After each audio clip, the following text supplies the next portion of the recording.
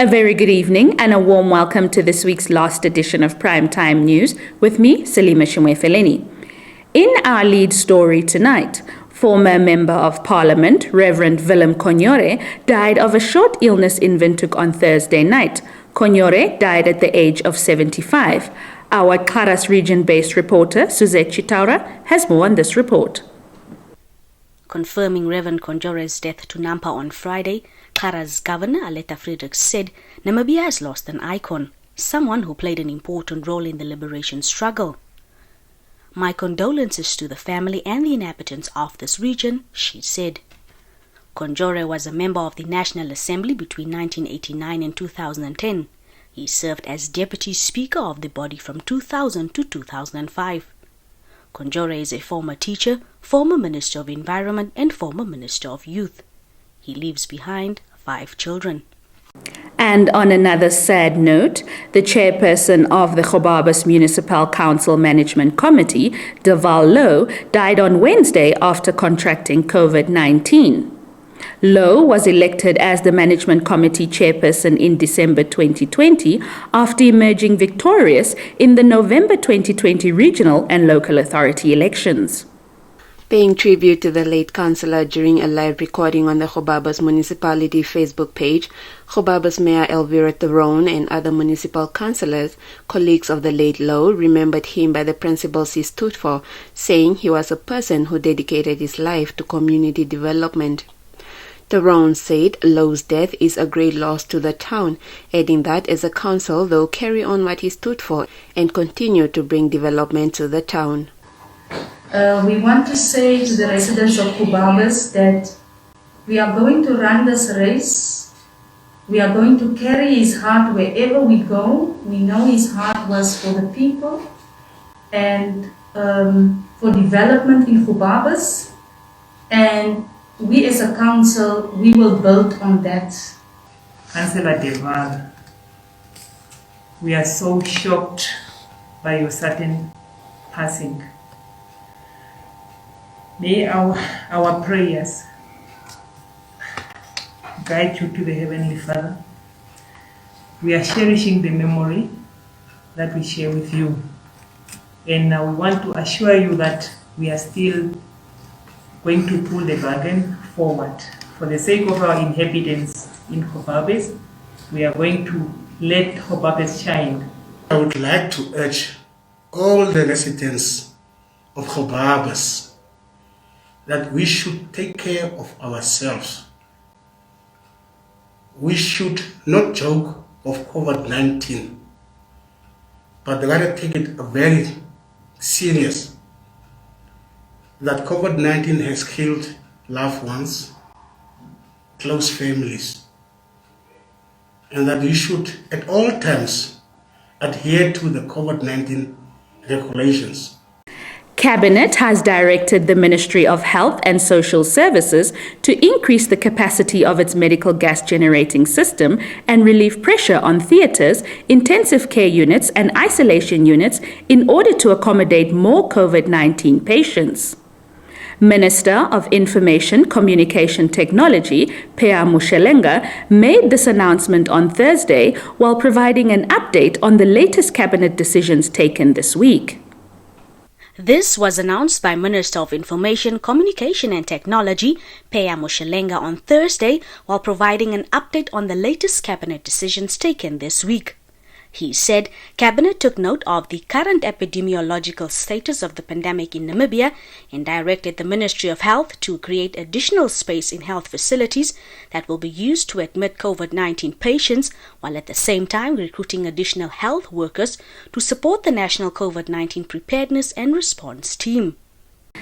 The Electoral Commission of Namibia, ECN, on Thursday held a stakeholder consultation on preparations, guidelines and mass mobilization for the 2nd July by-election for the Opuwo rural constituency. The by-election is necessitated by the death of PDM sitting councillor Cornelius Warikua Kakuva, who died in April 2021. During the engagement, ECN returning officer for the Opua Rural Constituency by-election, Mike Nganyone, emphasized that contesting political parties should ensure that all their agents are registered and their forms submitted by 17 June. In order for us to avoid the last election's inaccuracy where we encountered agents without ECN clearance forms wanting to observe elections at polling points, we request all parties to ensure that their respective agents collect forms fully filled and returned on 17 June for scrutiny, Nganyone said. He also stated that all parties should recommend at least 2 agents, which will allow for parties to have the freedom to observe all the voting processes through the nominated representatives, adding that this is important and necessary to safeguard the integrity and transparency of the election. Due to COVID-19 protocols, training of polling officials will be conducted in 4 groups with 2 slots per day at 2 different venues. Stand by for your top roundup.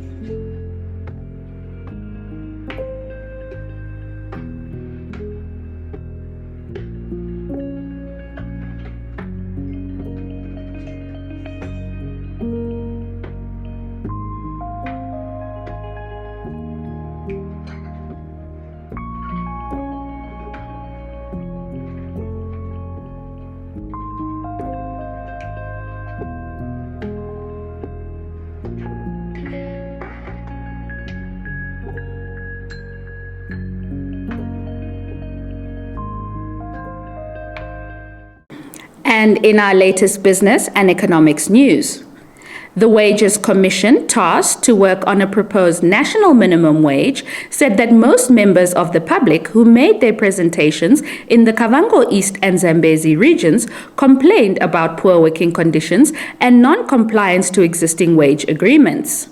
Commission Chairperson Marius Kudumo said this in a weekly report he issued on Thursday. The Commission is currently conducting public hearings in various regions around the country to afford members of the public, employers, employees, employers' organizations, and trade unions the opportunity to give their input on what the national minimum wage should be for Namibia, as well as related supplementary minimum conditions of employment.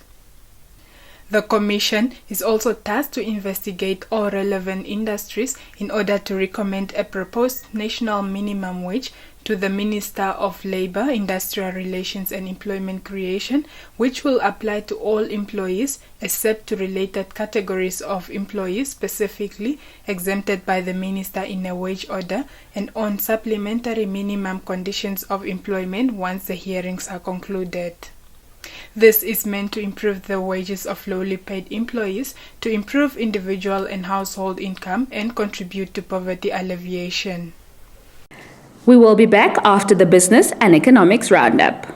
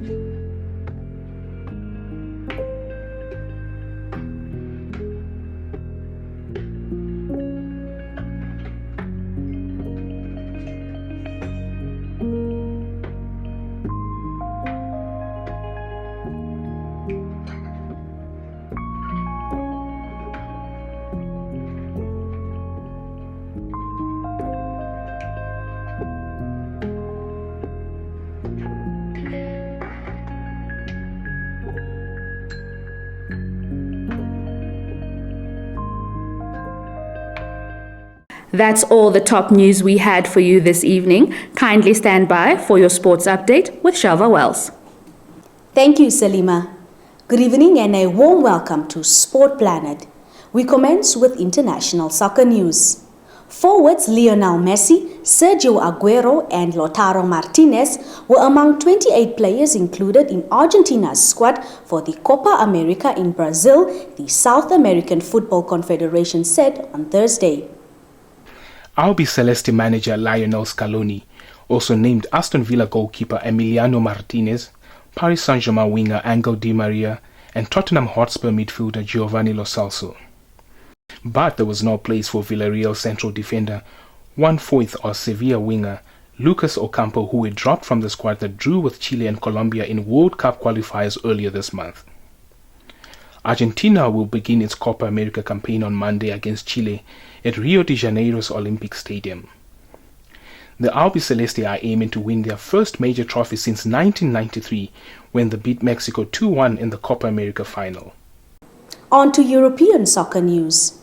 The members of Spain's squad for the European Championships were vaccinated against COVID-19 on Friday morning, the Spanish Football Federation has confirmed.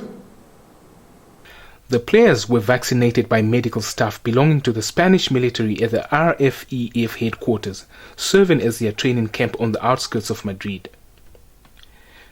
Those members of the squad who have not previously been infected by COVID-19 were given the single-dose Janssen vaccine, while the handful of players who have been infected over the last year will get a single shot of the Pfizer-BioNTech vaccine.